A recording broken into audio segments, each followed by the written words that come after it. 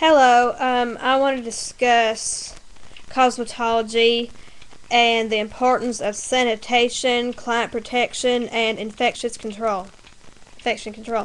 Um, it is very important that you keep things clean at your station where you work, and you need to sanitize your brushes and your combs after you get done using them. You don't need to be putting them in somebody else's hair after you've used it on somebody, because people can get infections that way. It's a good way to spread head lice, mites, all kinds of bad stuff.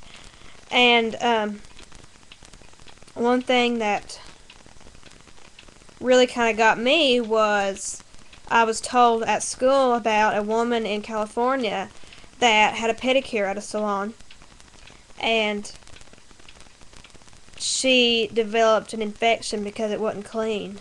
It wasn't sanitary. And within a week she died. And it devastated her family. And I cried when I heard about that, because it really is sad just to think that somebody, you know, they could have cleaned up the foot spa, and saved somebody's life. But instead, somebody had to die because of it. That's kind of sick. But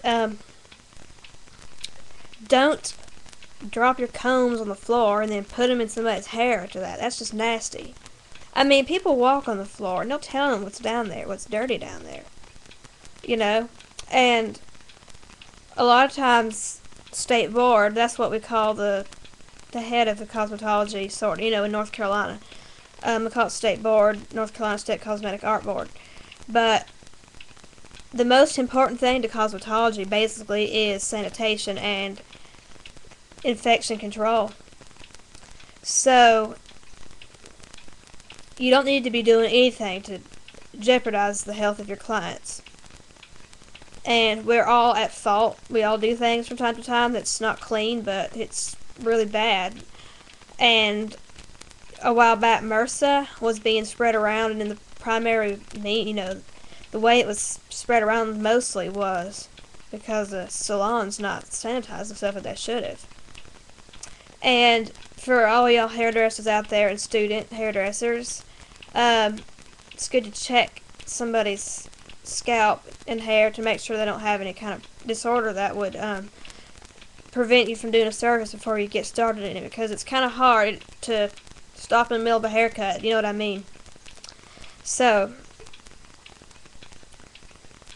you need to make sure that everything is sanitized. Make sure you disinfect things properly and sterilize whatever needs to be sterilized. Throw away your orange wood sticks after you get done. You break them, that's what we're told to do. And your emery boards, don't reuse them. So, you never know if you could be saving somebody's life. And one thing that people that I see is a lot of times other people just pick up a comb off the floor and put it in somebody's hair, and that's gross, So,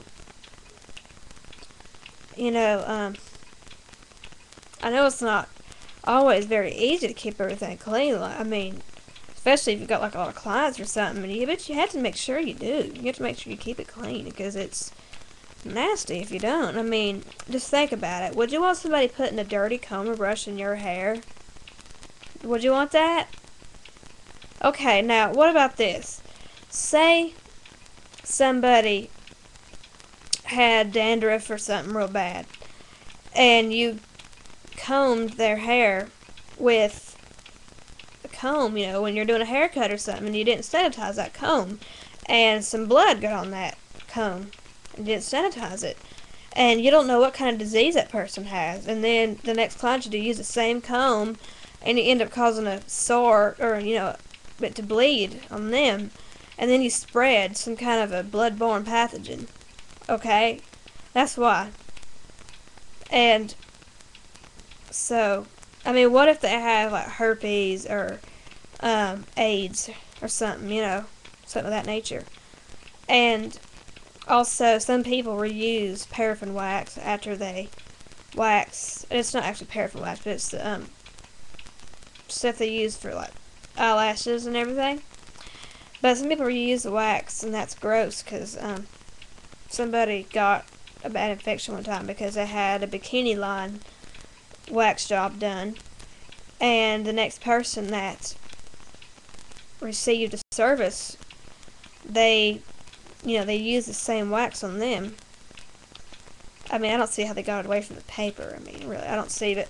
But they ended up getting like AIDS or something because it was really bad. Because it was just totally unsanitary. But I just wanted to discuss a little bit about that. Now, it is impossible to avoid all germs. I mean, we live in a dirty world and we're going to have germs. So, I've got some things highlighted in my book here about sanitization and all that. So, I want to discuss different types of germs. Okay. I'm moving this over here. I can read it a little better. Okay. Now, there is a thing, it's a certain kind of germ called the cocci. It's kind of hard to pronounce, but it's cocci. And they're round spherical shaped bacterial cells. And Staphylococcus, whatever. I'm sorry for the pronunciation. I've never been good at pronouncing stuff like that. But the one that starts with staph, they are pus-forming bacterial cells that form grape-like bunches or clusters and are present in abscesses, pustules, or boils. Okay, now that would be in, let's say, a pimple or a zit, or say a cyst or something that had pus in it, or even blisters, I reckon. But Streptococcus, I'm sorry, but that is also pus-forming bacterial cells, but they cause septicemia, sometimes called blood poisoning, strep throat, rheumatic fever, and other serious infections.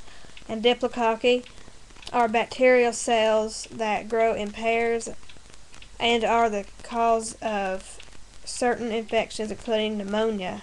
Diplo means double. And there's bacilli, which causes tetanus and bacterial influenza, typhoid fever, tuberculosis, diphtheria. Then there's spirilla. There's spiraled, cold, corkscrew-shaped bacterial cells that cause highly contagious diseases such as syphilis, cholera, and Lyme disease. So, that is one thing. That is one reason why you need to sanitize your brushes and your combs, because you don't want to be spreading that stuff around, because you don't know what people have. I mean, treat everyone like they got some kind of infection. I mean, don't say things to them like, "Oh, you're dirty," but just sanitize really good after each client. So, and you will get a better grade for your state board anyway. So, I'm done rattling my mouth about this. I need to sign off of this video because I'm already up to my minutes. So,